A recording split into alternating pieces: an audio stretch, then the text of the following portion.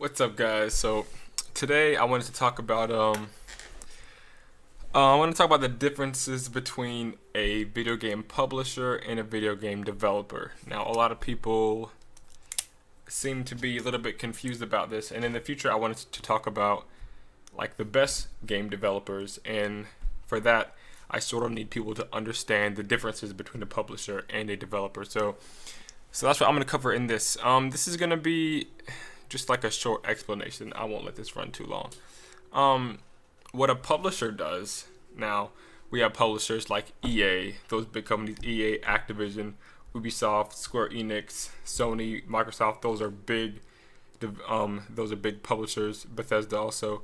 And what they're gonna do is they pay for things. They pay for resources. They like allot money for the game. They'll work on marketing, commercials, things like that, posters, merchandise, whatever. Typically, they own said intellectual property, which would be Gears of War or Halo or Uncharted or just like the giant name. They own that typically. Sometimes the developer owns it, but more often than not, it's going to be owned by the publisher.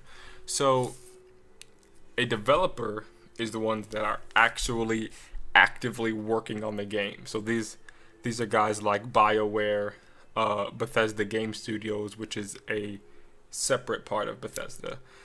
These are Naughty Dog, Sucker Punch, 343, Bungie. These are the guys that work on that, and they don't have anything to do with a lot of times things like the price of the game, things like the price of DLC, like when they make the next game is typically not up to them, but that sort of depends.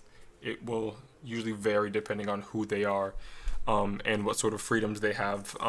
But they work under the publisher. That's their boss. So BioWare or like Visceral, they're owned by EA. So they do what EA tells them to do. Naughty Dog, same thing with Sony. Like Sony owns Naughty Dog, and if Sony says we don't want another Uncharted game, then they don't make one. So that's just sort of how that works out.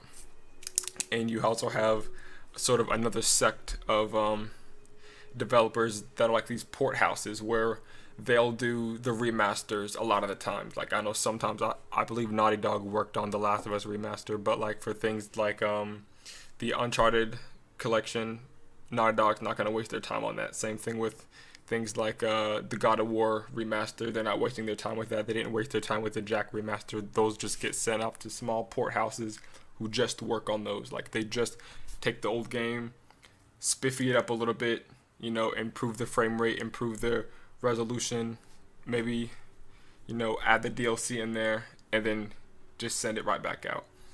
So that also has nothing to do with the original developer most of the time. So I also wanted to talk more specifically about Bethesda because their situation is a bit confusing. Now, Bethesda obviously is the big name, right? Bethesda is a publisher, but they're also a developer. So everything that says Bethesda on it was not made by Bethesda. Wolfenstein was not made by Bethesda. It was published by them, but it wasn't developed by Bethesda Game Studios, the same guys that did Skyrim and Fallout. Those are what they did. They didn't do anything else. They have nothing to do with Doom. They have nothing to do with Dishonored. They have nothing to do with anything that's not called Elder Scrolls or a main series Fallout. They didn't do New Vegas either. So in the future, when I talk about best developers, EA is not one. Bethesda will probably be on there, but it won't be for anything other than Fallout and main series title of Elder Scrolls because they don't have anything to do with anything else. Obviously, they can't work on 6 or 7 games at once. You do have certain developers that have multiple teams. You have like Naughty Dog, I know has 2 teams.